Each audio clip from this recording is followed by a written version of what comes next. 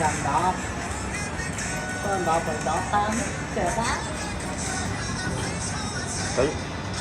cái mà có gì coi như ta tự nhiên để làm được ui bị ngại à đặt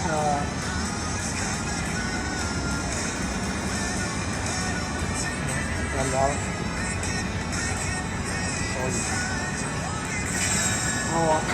rồi gì à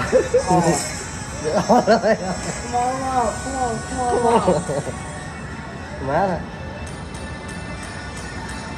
vậy vậy hả mày đặt cột cuối này đặt cho vậy ủa bây giờ nó gì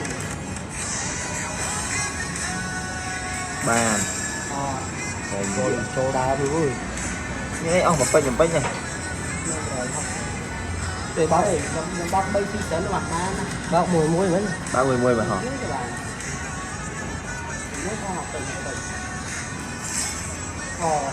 cho cả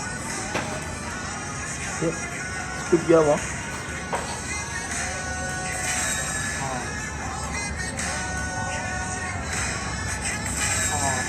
chào bạn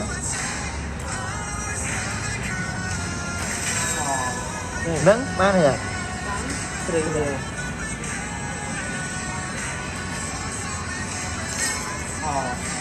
chỗ đó ơi